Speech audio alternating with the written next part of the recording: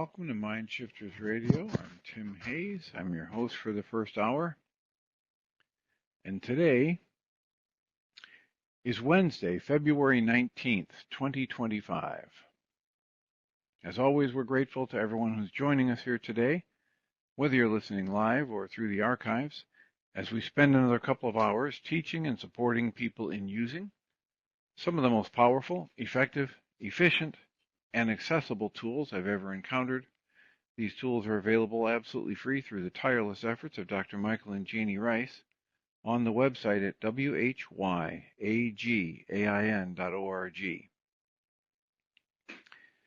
If you go to that website and click on the two words that say Start Here in the upper left-hand corner, it will take you to a page where you can download and read Chapter 24 of Dr. Michael Ryce's book. His book is titled, Why Is This Happening to Me Again? And that chapter of the book contains a narrative description and explanation of the primary tool in this work. That tool is called the Reality Management Worksheet, sometimes called the Reality Management Wake-Up Sheet. And it's a tool I've been using to great effect for over 20 years now to improve the quality of my life and most of my relationships, and to turn any negative emotional experience I have into part of the infallible guidance system that each and every one of us has been given. On that page, it also lets you download the actual worksheet process itself. It's a simple PDF file. You can click the link, download it, print it off, copy it as often as you'd like, and use it over and over again absolutely free. You can also download a whole host of audio files of shows just like this one, where people have been stepped through the worksheet process, and if you choose to listen to them, even repeatedly, they can serve as a powerful tutorial for you to help you get maximum benefit from these tools in the shortest amount of time possible. You can also go to your App Store and type in the three words Heartland Aramaic Forgiveness. And if you choose to do that before you're done typing the word forgiveness, you'll see the glowing heart icon. If you tap on that, it will let you download a completely free and private app that contains the Reality Management Worksheet. It also contains an abbreviated version of that worksheet process, and it contains a copy of the Drag-On Kling-On game, which is a wonderful way to introduce these tools to even younger audiences. We hope people do all of that soon and often, primarily because it tends to improve the quality of people's lives the more they actively apply these tools in their lives. And secondarily, because it tends to prompt comments, questions, answers, and testimonials. If you have any of those to share with us, you can email me at tjh@mindshifters-academy.org. And or you could email Jeanie at jeanie@whyagain.org. That's whyagain.org.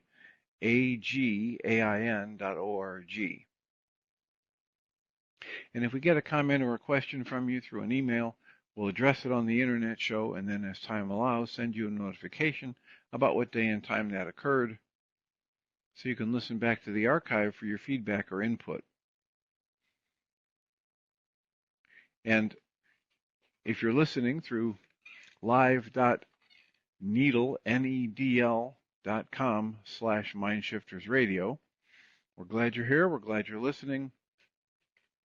And yet when you're listening on the internet, it doesn't give you the option to type in a comment or speak to us voice to voice. So if you want to have that option, you go to your App Store and download the Needle app, N-E-D-L, AI tuner for live radio. Once you download that app, open it, sign in, answer a few questions. It will give you the option to participate in the show by either typing in a comment in the app or tapping on the phone icon button and becoming a live caller. And we greatly appreciate whenever anybody does that, because just like if you send a comment or a question through an email, it makes it infinitely easier for us to live into our intention with this work. The intention we have with this work is to be of service, and that is just boatloads easier to do when we know how these things are landing for you. So if you'd be so kind, let us know. Either type a comment in the app or raise a a hand to talk directly to us or send us an email. And we will endeavor to engage your questions and comments as we learn. All of us are learning how to use whatever tools resonate most well for us to make our lives better, to find a way to be more content, more peaceful, more compassionate, more connected. You know, there's a list of 8 words that are used in the IFS, the Internal Family Systems work. And those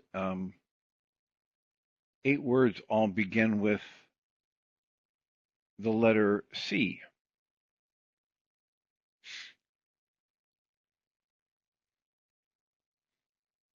And the theory in the Internal Family Systems work is that each and every one of us has a core self.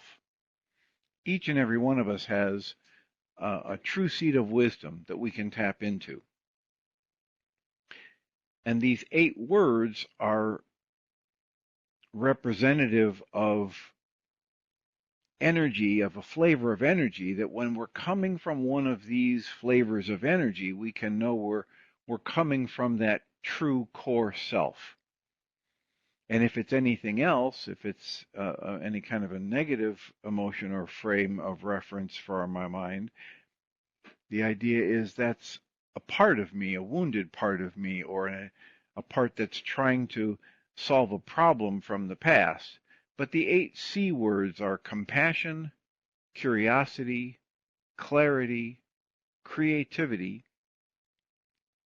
calm, probably the most important of all is calm, confidence, courage, and connectedness.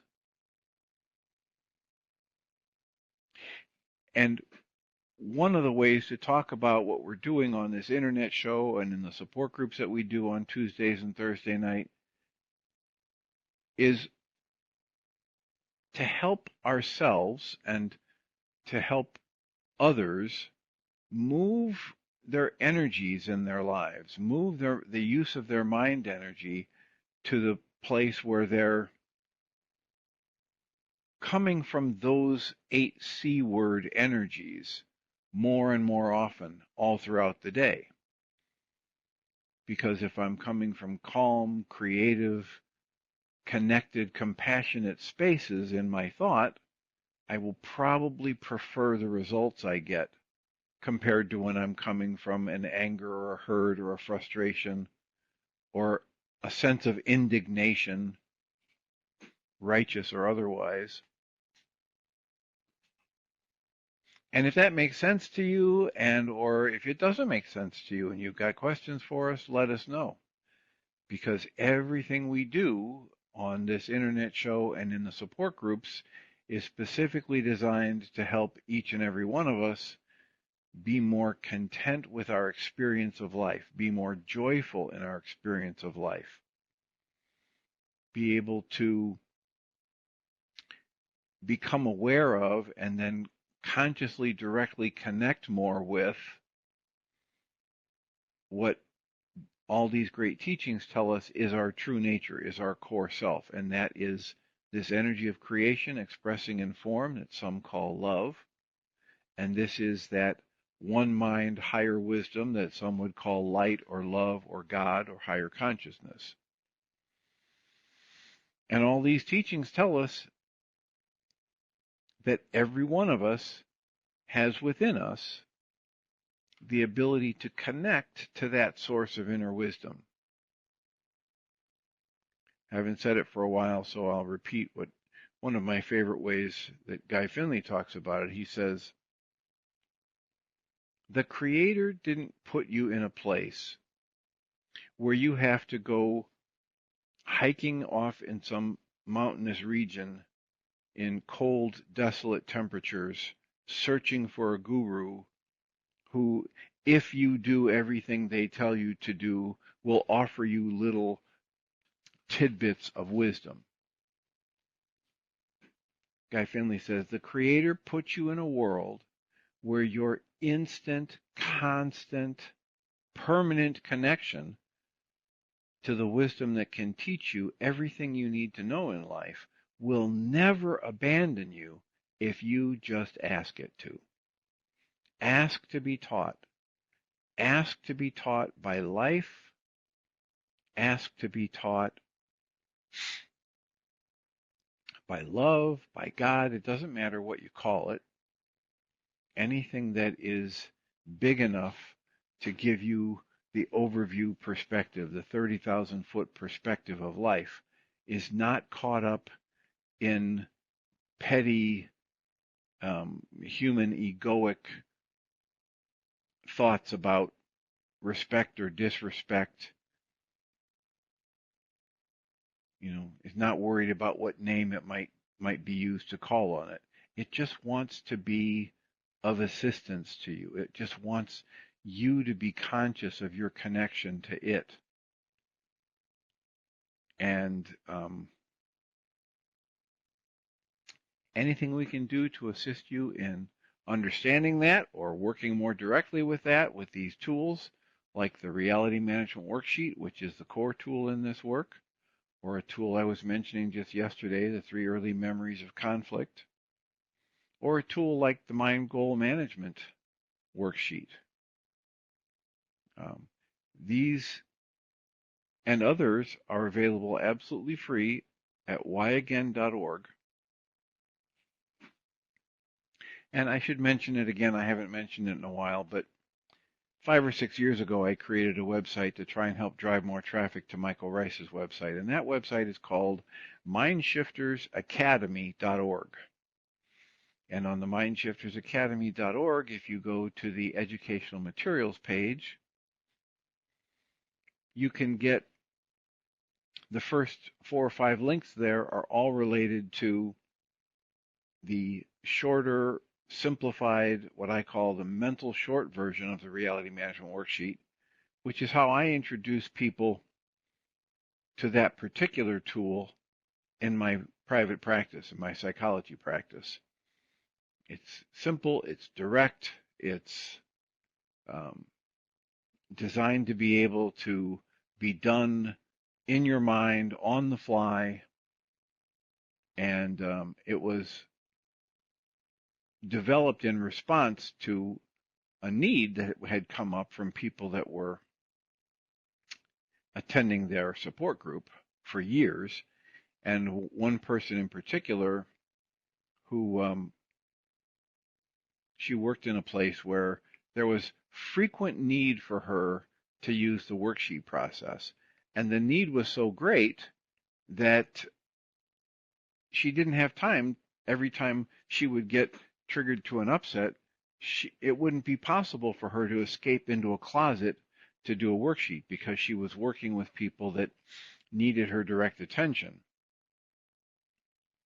And so she came up with, I forget whether it was a 2 or 3 step process, and it left out the idea of canceling the goal. So I created that basically 4-step process, and then I ended it with, then choose a loving thought. So it's listed as a 5-step reality management mental short version. And yet most people just do the first 4 steps and get tremendous results. And those steps are, whenever I recognize that I don't like how I'm feeling, I just choose an emotion word for this experience I'm having. So I might choose an emotion like mad or sad, glad. And then I recognize that every time I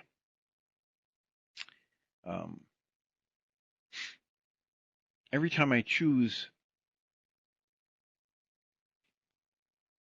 every time I experience something that I would call a negative emotion, the only reason that's happening is because I've decided to pour enough of my mind energy into a pattern of thought that generates that experience. So I'm always creating my own emotions.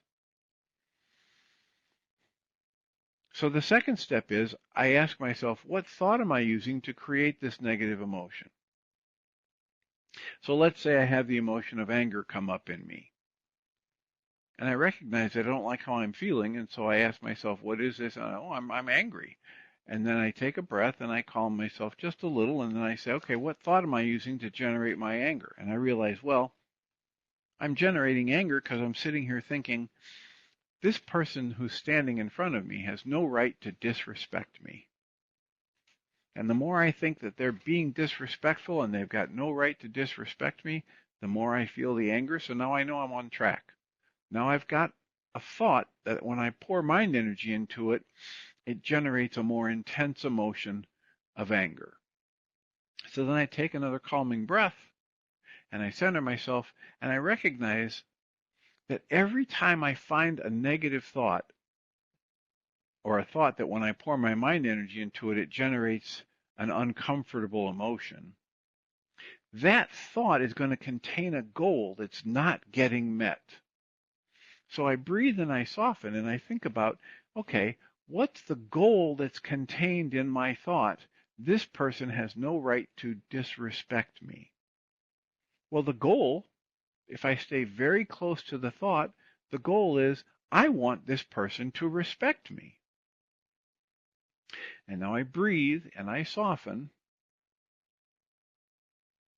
And then I move on to step 4. And in step 4, I simply say, I cancel my thought that this person has no right to disrespect me. I cancel my goal for this person to respect me. And I ask to be shown the hidden part of my own mind that's actually generating this anger. And then I breathe and I soften. And as I do that process, I just put myself in the most open, allowing space I can, and I watch what I experience next. Most of the time when I do this process, what I experience is simply a slight decrease in the intensity of the negative emotional state. Sometimes I get another deeper insight, but most of the time what happens is it just dissipates the negative energy I was experiencing. And then I breathe again and soften. And if I want to, I can do the 5th step, which is to just think the most loving, safe, happy, contented thought that I can remember from a recent or distant past, and breathe and soften into that shift of energy. And then I go on with my day. Or if I've gone from anger to now I'm feeling some sadness, or some hurt, or some confusion, I can repeat the process with that new emotional discomfort I'm generating, and I can ask myself, how am I generating this emotion? And repeat the process again to dismantle yet another pattern of thought that's resulting in me experiencing something that I'd prefer not to experience. So that's available on the mindshiftersacademy.org website on the page titled Educational Materials. There's a mental short version. There's the same version with a little bit different spacing, so there's room to make notes if you want to.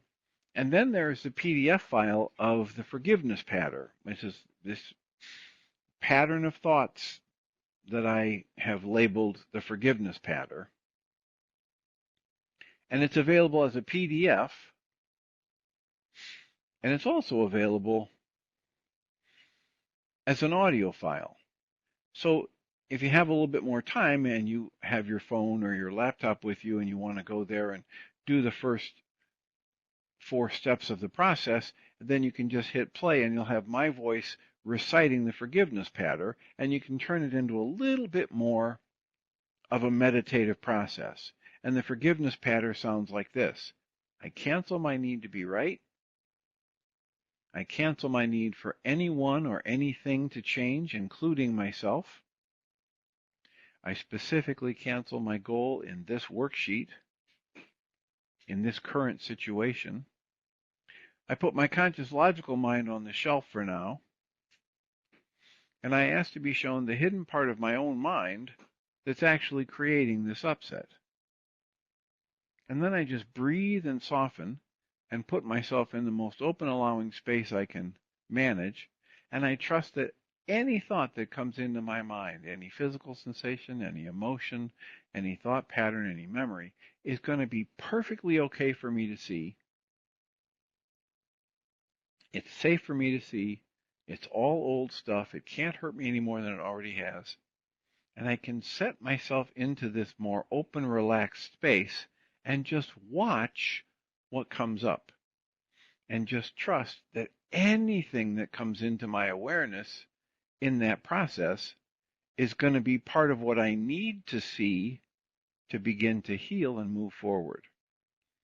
And when I just settle into that thought pattern and soften and open myself to observing what bubbles up, I get access to a part of my mind that I can't get access to when I'm trying to figure it out, when I'm stuck thinking at the intellectual level. And then I can breathe and soften and scan my body and notice how I'm feeling. If I'm feeling healthy, happy, productive, I can just go on with my life. If I'm shifted from that negative or unpleasant emotion to a different unpleasant emotion, I can repeat the process, whether it's at a purely mental level or I'm actually making paper and pen notes about what's happening. And that's just part of what's available on the mindshiftersacademy.org website. And also on that page, I encourage people to just, on the website, on different pages, just plunk around and see what you find. There are a number of different audio files of shows from the internet show that have been isolated out as highlight shows, and you can listen to those repeatedly. And as I said, just like on the whyagain.org page, there are so many of them that are of value that they can serve as a powerful tutorial for you to help you get maximum benefit from these tools in the shortest amount of time possible. And that's the beginning of building familiarity with, and then if you continue to do it, build skills with this powerful set of tools that I have personally used for over 20 years now to improve the quality of my life and most of my relationships, as I say in the intro. So let us know, how is this landing for you? How's our sound quality today? What would you like to talk about? We had our support group last night, and we had somebody come back to a support group who hasn't been there in probably 6 to 8 years. And that was interesting. And we'd love to hear if you were part of that group, or if you've got a question or a comment about the support group process, or about anything that we've done in the past 14 plus years here on Mindshifters Radio, including but not limited to the reading I've been doing with A Course in Miracles book by Alan Cohen that's titled Of Course in Miracles. The subtitle is When Love Becomes a Way of Life. And if nobody raises a hand or asks a question, I'll go back to reading that with commentary. And I just want to remind you that even if I seem to be in the middle of something, I encourage you to type a comment in the app or raise a hand to speak directly to us with your comment or question. So at the end of his 15th chapter, he offers miraculous insights. And there are a series of 7 questions. The first question is, what evil or negativity are you battling in yourself or in others or in the world? The second question is, can you see how fighting anything reinforces that thing that you're fighting? I mean, there's ancient wisdom here that he mentions in the chapter. There's Yeshua, Jesus has been quoted as saying,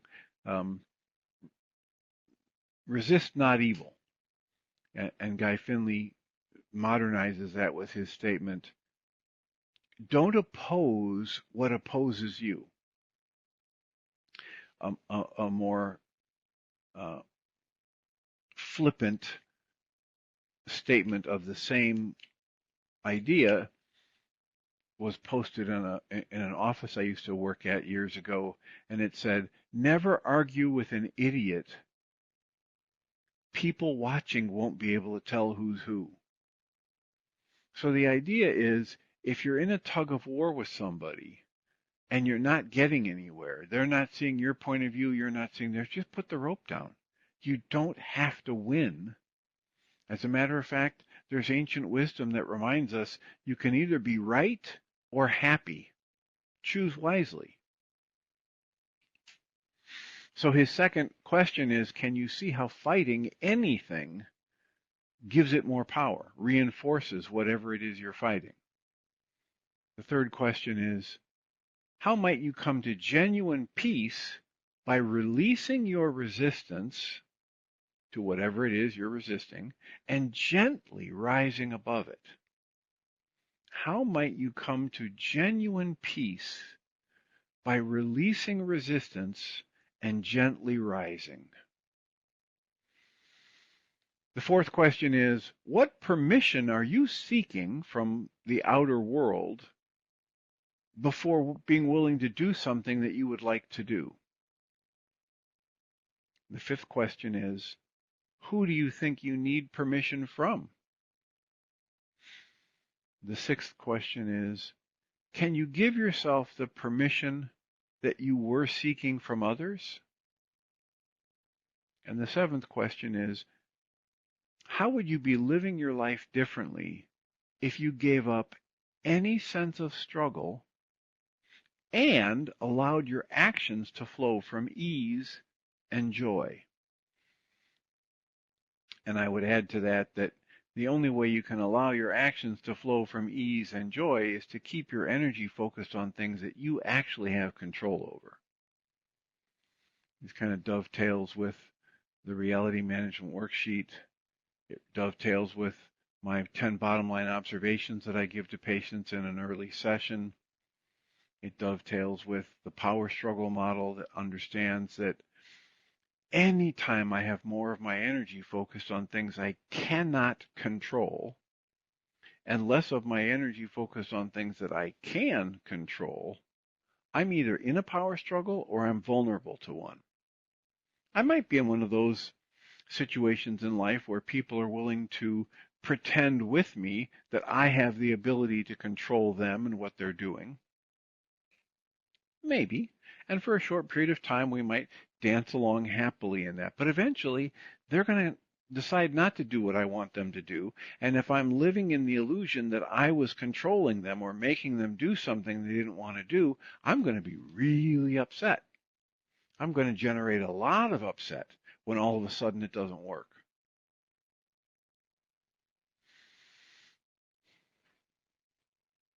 So, Alan, in his book, offers an affirmation or a set of statements in affirmation at the end of the chapter. And he says, I affirm that I release any need to fight for my good.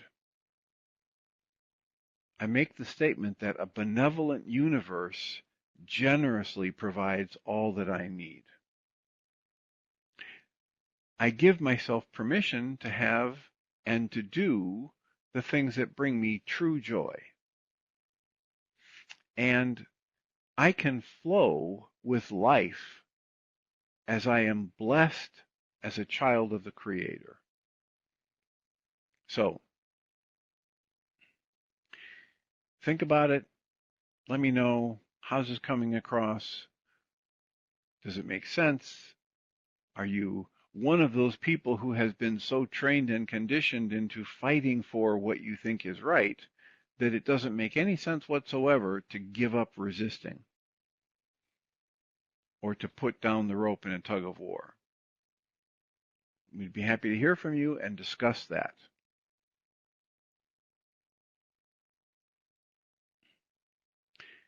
I have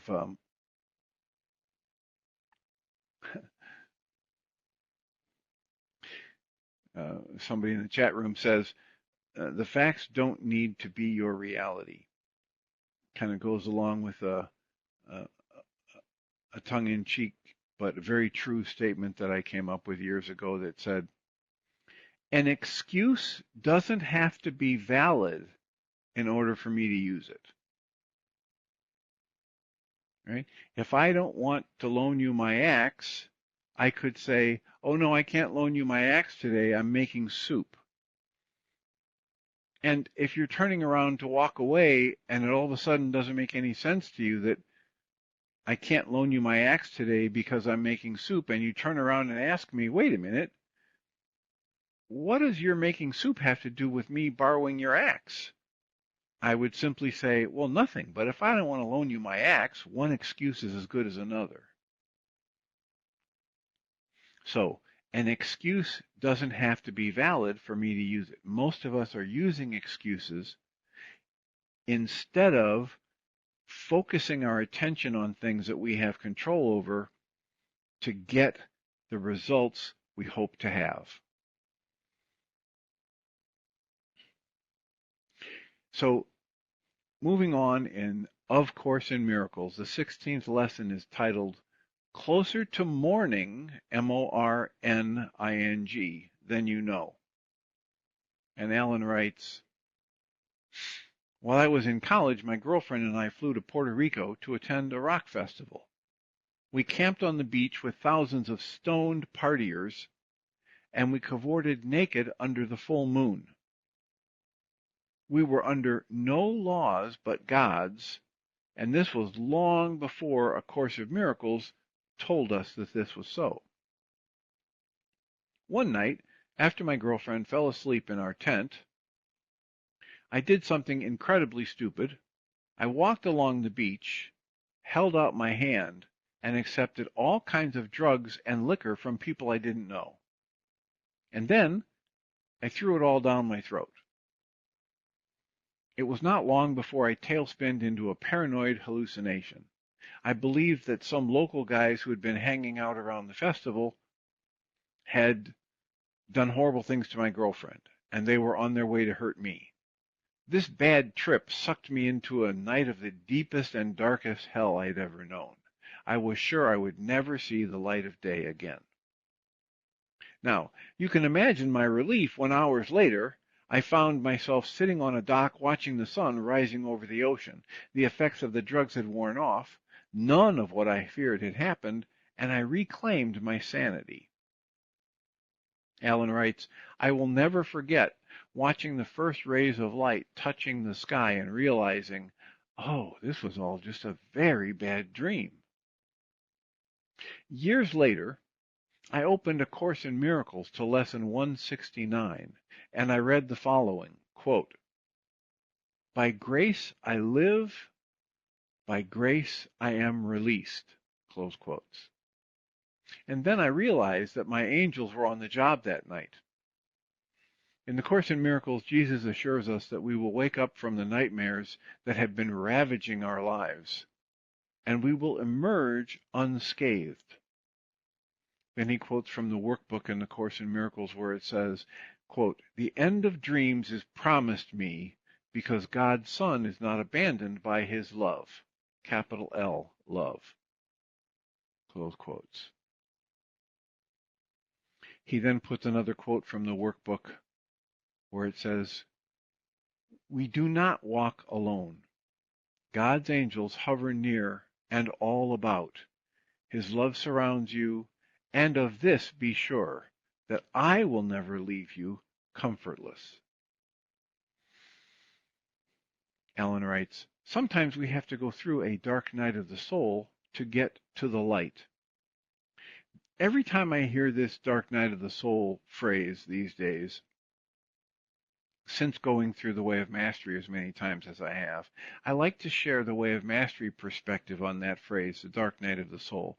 The Way of Mastery says, it's not the dark night of the soul, it's the dark night of the ego and the awakening of the soul, or the awakening of your awareness of your soul.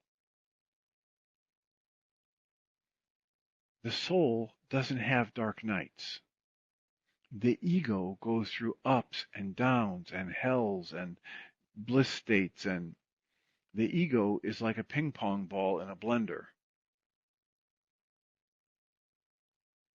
So Alan writes, the deeper the darkness, the brighter the light it reveals. The greater the contraction, the more the subsequent expansion. If you toss a rubber ball against the floor gently, it will bounce a little. If you throw it hard, the greater force at the point of impact will send the ball to a loftier height. Likewise, our most difficult hardships can lead to the greatest transformations. This brings to mind Guy Finley's talk where he says, the lessons we need to learn in life ride into our lives on the back of the events that we don't want. And when we resist the event and we resist the lesson that could come with it,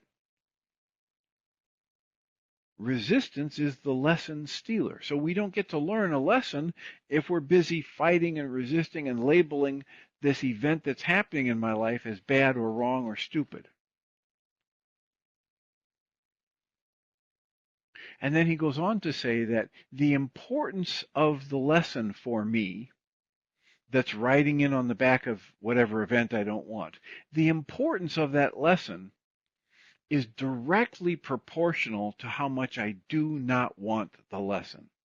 So, or the event. So if there's just a little bit of a disruption, there's a lesson in it for me. I'm heading out to work and there's a 5-minute delay in traffic, and it's something that I use to generate some irritation. It's a little disruption. However, the lesson in that is still there for me. If I'm headed out to work and I can't make it to work because somebody totals my car, that's a much bigger event that I don't want, and money that, fortunately I'm talking about a situation where I am not physically injured, but the car is totaled, and now here's a set of expenses that I hadn't planned for, etc., etc., etc. So there are much bigger lessons in those series of events for me if I will approach them asking to be taught by this series of events in life.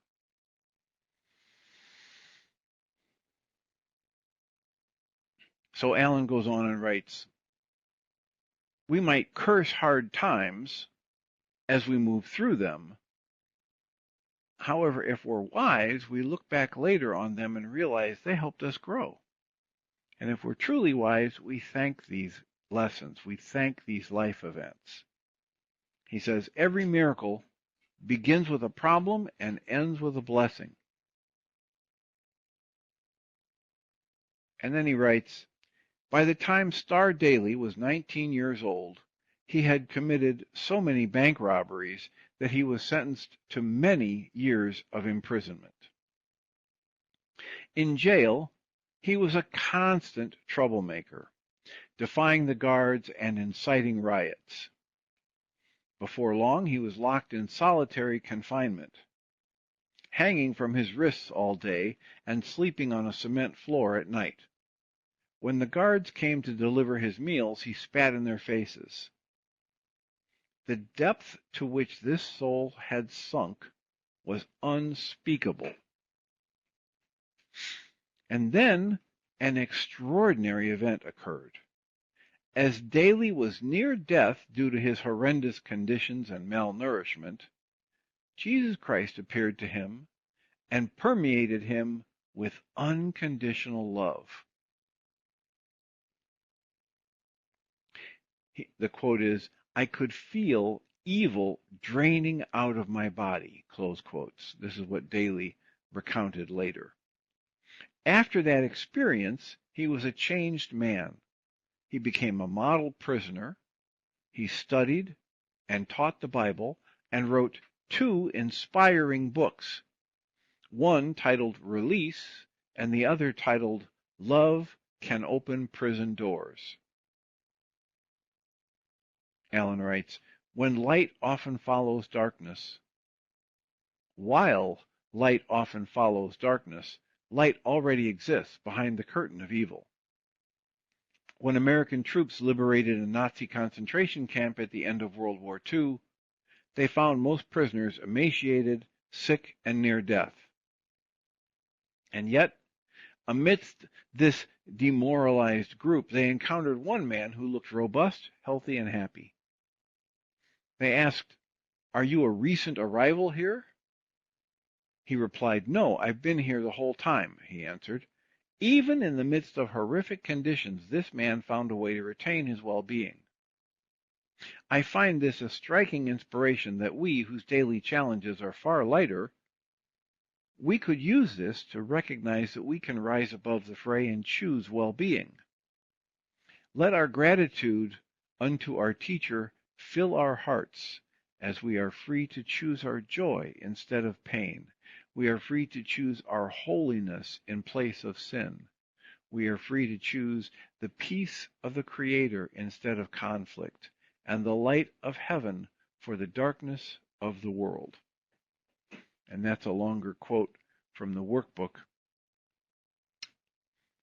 lesson 190. And then he writes, another quote from the workbook, darkness and turmoil and death have disappeared. Light has come.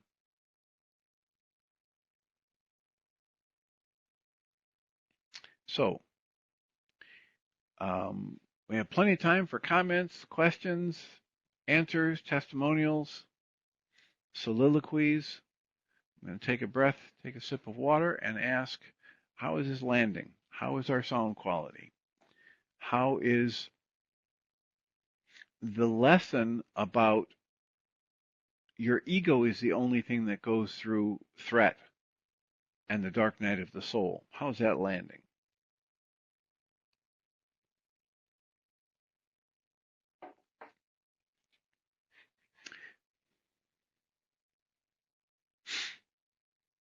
Thank you, Julia, for a comment in the chat room that's basically just clapping and a smiley emoji. Alan goes on and writes, we can reframe dense darkness as a sign that we are getting close to the light. There is a fascinating psychobiological phenomenon called the extinction burst. If you give a dog a treat every time it whines, when you withhold the treat, the dog's whining will intensify. This moment is a crucial one for the dog's trainer. If you give in to the bad behavior, it will continue. However, if you can resist the temptation to give in, eventually the dog will realize that the old behavior will not obtain its reward, and it will give up. He writes in parentheses, often the dog's person needs to be trained more than the dog needs to be trained. Close parentheses. Alan writes, the ego is the old whining behavior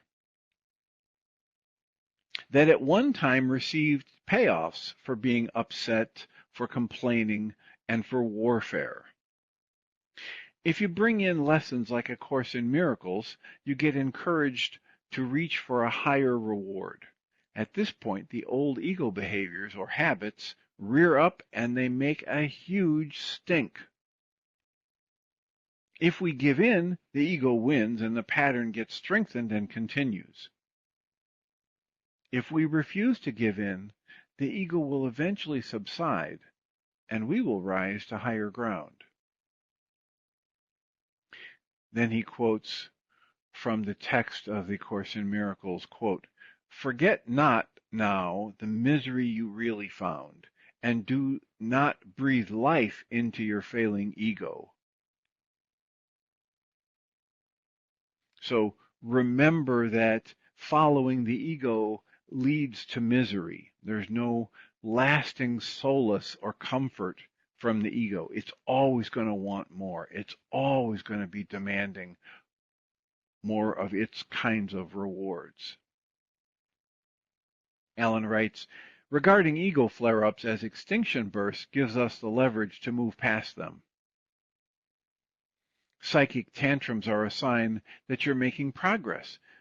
If you were still trapped in the ego's world of false limits, quote, the lion sleeps tonight, close quotes. But when the ego perceives that its fear-based domain is being threatened, the lion awakens and roars.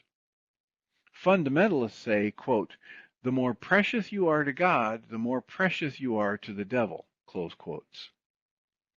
The closer you come to the light, the more vehemently the darkness attempts to engulf you.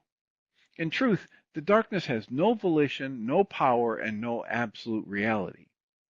However, there is a part of your mind that finds value in darkness and can make darkness seem formidable. While darkness may signal the coming of light, we may be tempted to believe that suffering is a ticket to heaven.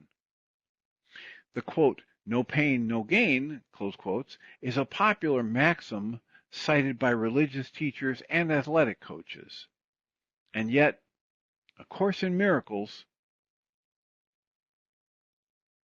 might substitute no pain, no pain, instead of no pain, no gain. The Course does not want us to glorify pain. The Course wants us to withdraw our value in it. Learning through rewards is more effective than learning through pain.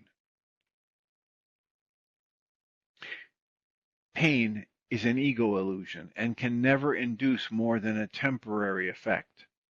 The rewards of the Creator, however, are immediately recognized as eternal. That's from the text of the Course in Miracles.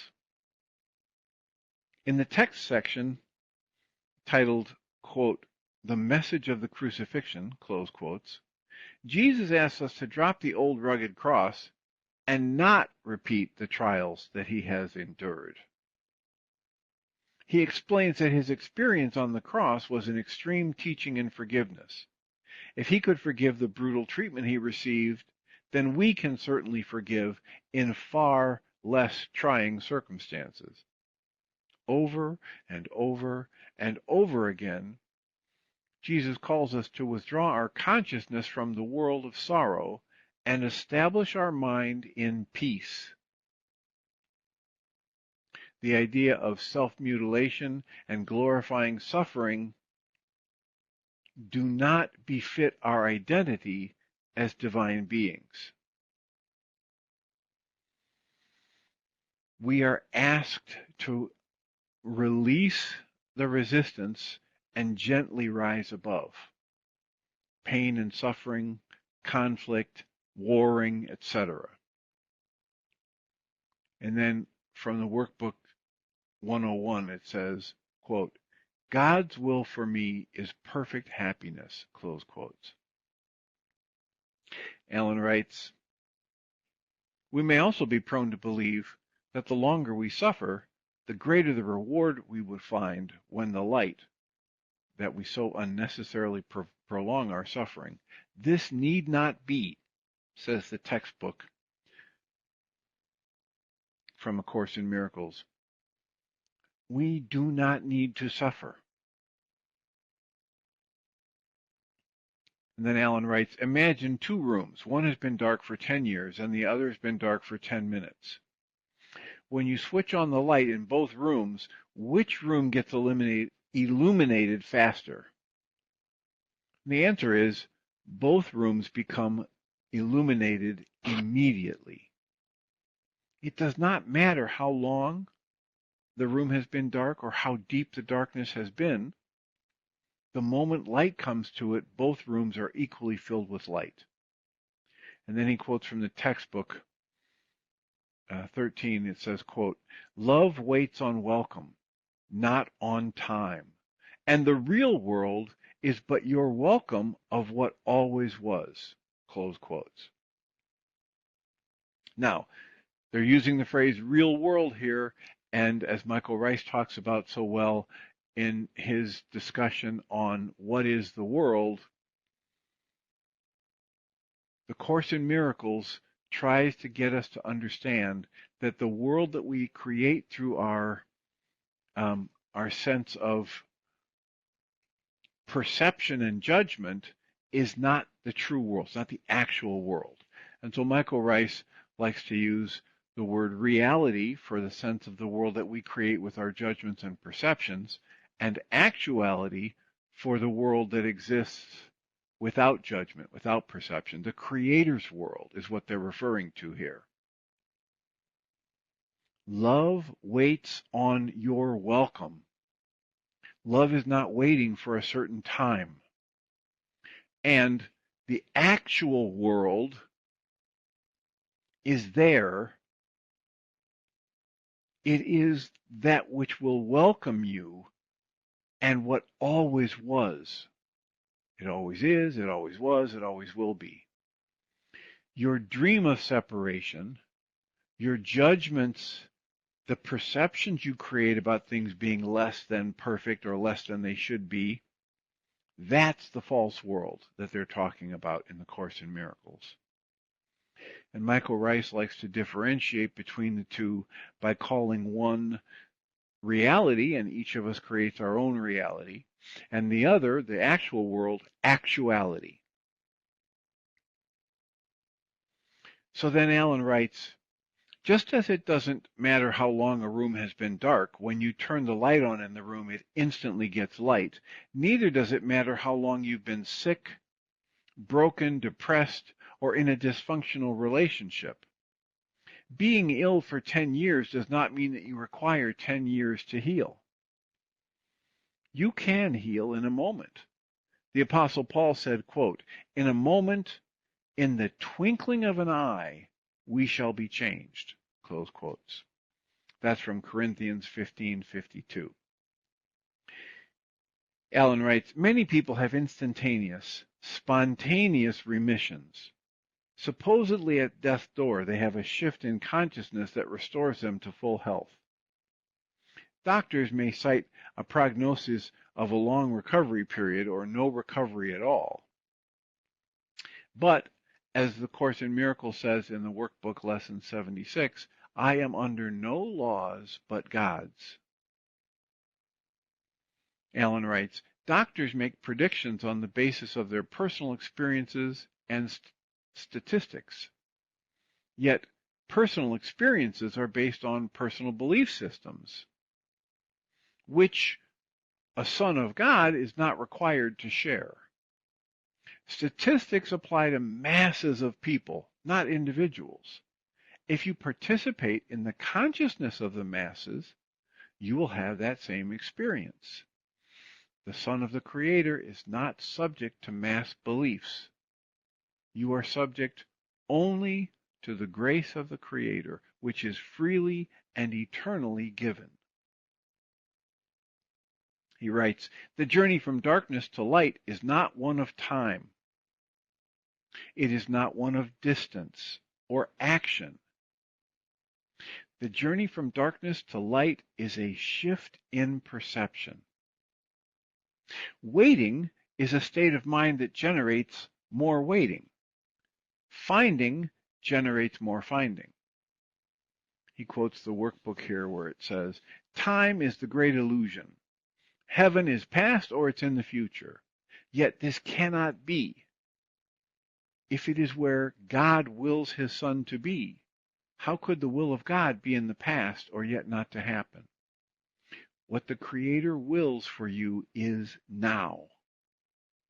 That's from the workbook, lesson 131. Ellen wraps up this chapter with quoting Winston Churchill, quote, when walking through hell, keep going, close quotes. That great statesman nobly guided the United Kingdom through the horrors of World War II. Tragic as that epoch was, the country and the world emerged once again into light. Emergence in time is one thing. Emergence in consciousness is another. A Course in Miracles wants us to lift our vision above darkness and above war entirely. If we keep our eyes on inner light in the face of outer darkness, we are true teachers of God, of light, of love, of creation. And we are closer to morning than the sunrise than we know.